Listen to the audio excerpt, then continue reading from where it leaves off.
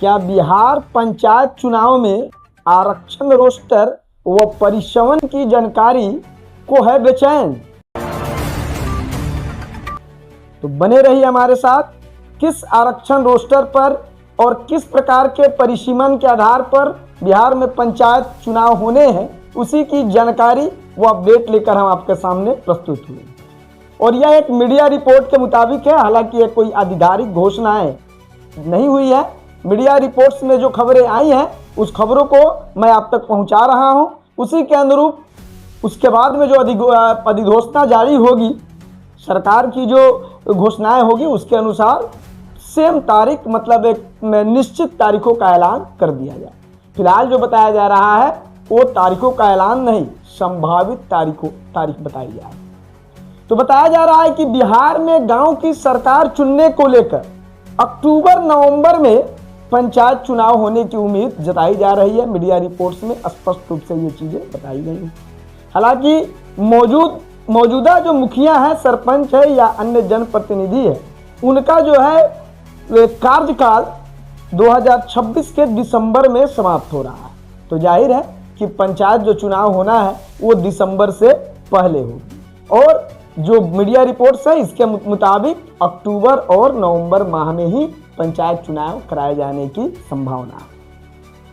अब ऐसा है क्यों और क्यों कराया जाएगा, कितने चरण में कराया जाएगा, ये आप देखिए स्टेप बाय स्टेप करके।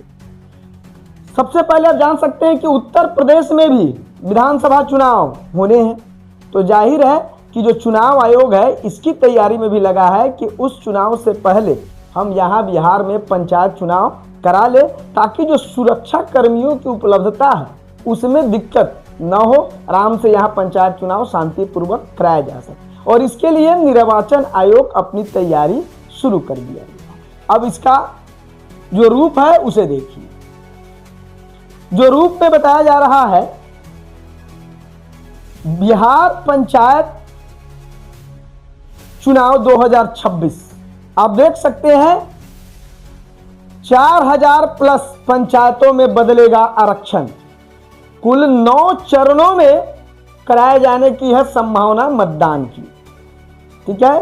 और हाईटेक तरीके से होगी वोटिंग की तैयारी ये। और इस बार चुनाव पहले जैसा नहीं होना है, इसमें डिजिटल चुनाव प्रक्रिया, नया आरक्षण, एआई निगरानी और नया परिसीमन और नई ईवीएम तकनीक, इन जो नए चीजों आप देख रहे हैं इसके आधार पर होना है 2026 पंचायत चुनाव। अगर चुनाव की रोड मैप की बात करें हम, तो जुलाई में तैयारियां तेज कर दी जाएंगी, जिससे आपको दिखने लगेगा कि पंचायत चुनाव अब की तैयारी शुरू हो चुकी है। अगस्त सितंबर में अधिसूचना जारी होने की पूरी उम्मीद है और अक्टूबर नवंबर में मतदान होगा। हालांकि मैं पहले बता चुका हूं कि वर्तमान प्रतिनिधियों का कार्यकाल दिसंबर में समाप्त हो रहा है। आखिर 9 चरण में क्यों होंगे मतदान, इसकी समीक्षा सुन लीजिए। कि सीमित ईवीएम उपलब्ध है, यानी निर्वाचन आयोग के पास ईवीएम की संख्या सीमित है, यानी वो कम चरणों में मतदान कराने में दिक्कत होगी उन्हें। तो निश्चित रूप से सफलतापूर्वक और शांतिपूर्ण माहौल में चुनाव संपन्न कराने हेतु इसे 9 चरण में ले जाए। मशीनों का रोटेशन कराया जाए, मतलब चरण ज्यादा रहेगा तो यहाँ करा लिया जाएगा, फिर यहाँ से दूसरे जिले में, फिर दूसरे से तीसरे जिले में कराया जाएगा। और इससे फायदा क्या होगा कि बेहतर सुरक्षा व्यवस्था मिलेगी। अगर चरण कम होगा तो जाहिर है कि एक ही साथ ईवीएम ज्यादा चाहिए, सुरक्षा कर्मी ज्यादा चाहिए, जो कि उपलब्धता रहेगी नहीं। चरण ज्यादा करने पर हमें भी और सरकार को भी, निर्वाचन आयोग को भी सुविधा मिलेगी। पूरे बिहार में चरणबद्ध मतदान हो। अब सबसे बड़ा बदलाव क्या है ये समझिए। तो 4000 प्लस पंचायतों में बदलेगा आरक्षण रोस्टर, माने आरक्षण जो पहले से था उसके रोस्टर में अब बदलाव है। 55,000 प्लस वार्ड प्रभावित, यानी 55,000 वार्ड भी प्रभावित होंगे।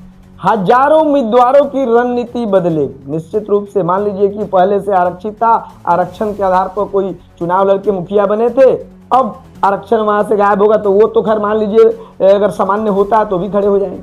लेकिन जहाँ पहले से सामान्य था अब आरक्षण होता है तो सामान्य वाले का कोई उपाय है नहीं, तो जाहिर है कि उम्मीदवारों की रणनीति बदलेगी, कई सीटों की श्रेणी बदल जाएगी। वही श्रेणी जिसकी मैं चर्चा कर रहा हूं उसकी श्रेणी निश्चित तौर पर बदल जाएगी।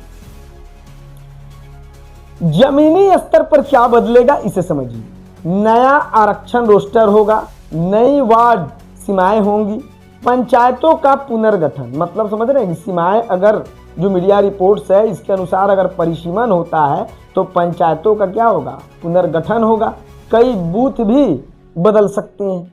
ये इतनी चीजें जमीनी स्तर पर बदलाव देखा जा सकता। अब रही बात कि अभी की जो जनगणना है, नई जनगणना अभी पूरी नहीं है, इसलिए 2026 का पूरा चुनाव 2011 की जनसंख्या के आधार पर ही कराया जाना संभव है और जाहिर है कि उस 2011 के जनगणना के आधार पर ही 2026 में पंचायत चुनाव कराए जाएंगे। अब आता है हाईटेक पंचायत चुनाव। ये जो आप देख रहे हैं ये हाईटेक पंचायत चुनाव होगा। ये कैसे, इसे समझिए कि डिजिटल पोर्टल होगा, आपको मल्टी पोस्ट ईवीएम होगा, SDMM डाटा और डाटा सिक्योरिटी होगी यानी बायोमेट्रिक होगी, दूसरे शब्दों में समझ सकते हैं।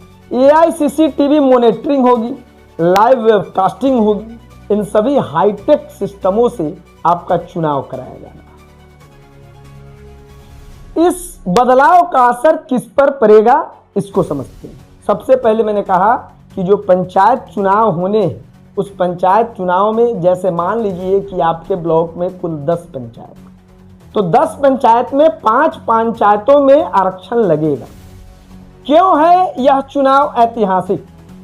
क्योंकि नया आरक्षण, नई परिसीमन, 9 चरणों में हो रहे मतदान, AI आधारित निगरानी, हाईटेक ईवीएम, पूरी तरह डिजिटल प्रबंध, इन्हीं सब कारणों से यह कहा जा सकता है कि यह चुनाव जो है पूरी तरीके से एक ऐतिहासिक चुनाव।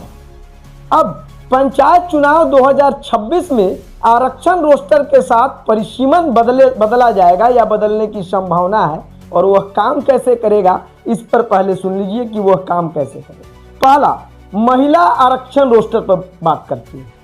तो महिलाओं के लिए जो 50% सीटें आरक्षित हैं, महिलाओं के लिए रिजर्व सीटों का बदलाव भी रोटेशन से ही होता है। यदि इस बार किसी वार्ड या पंचायत में मुखिया का पद महिला सामान्य के लिए था तो अगले चक्र में वह पद पुरुष सामान्य या किसी अन्य श्रेणी की महिला के खाते में चला जाएगा। महिला का रोटेशन इस प्रकार से। और अन्य की बात करें तो रोटेशन का सीधा मतलब है कि जो सीटें पिछले चुनाव में किसी खास वर्ग जैसे SC, ST, OBC महिला के लिए आरक्षित थी, उनका आरक्षण अगले चुनाव में बदल दिया गया। अगर आप उदाहरण के साथ समझने का प्रयास करते हैं तो मान लीजिए कि कोई सीट पहले से अनुसूचित जाति यानी SC के लिए आरक्षित है, अगले चुनाव में वह चक्र के अनुसार अत्यंत पिछड़ा वर्ग या सामान्य वर्ग श्रेणी में जा सकता है। तो दूसरे शब्दों में कि अगर आपका पहले से सामान्य वर्ग की श्रेणी में है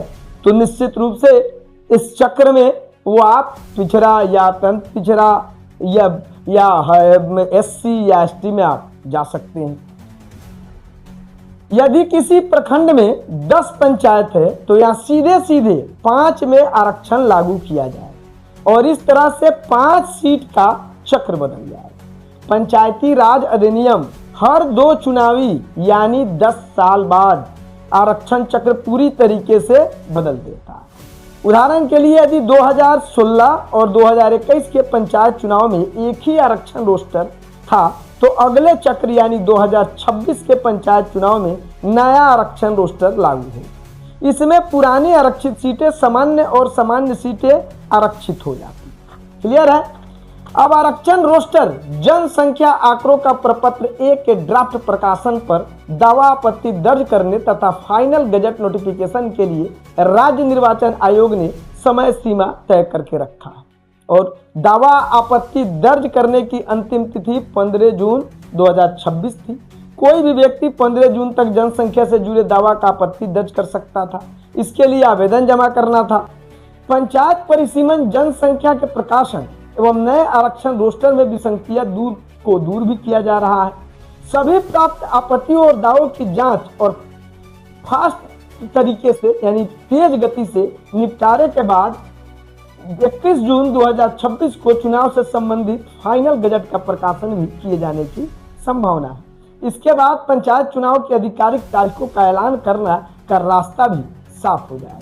4000 से अधिक पंचायतों का बदल जाएगा आरक्षण। सुन लीजिए फिर से कि 4000 से अधिक पंचायतों का बदल जाएगा आरक्षण। पंचायत चुनाव 2026 में आरक्षण रोस्टर बदल रहा है। ऐसे में 4000 से अधिक पंचायतों का जो आरक्षण है वो बदल जाएगा। बिहार के करीब 55,000 से अधिक वार्डों में भी यह परिवर्तन देखने को मिलेगा। साथ ही साथ परिसीमन भी बदलने की पूरी चांसेस है। अब बात करते हैं सिर्फ चुनाव नहीं, ग्रामीण लोकतंत्र का सबसे बड़ा हाईटेक बदलाव। तो क्या आपका क्षेत्र भी बदलेगा? कमेंट के जरिए दीजिए जवाब, फिर कमेंट के जरिए ही करेंगे विश्लेषण।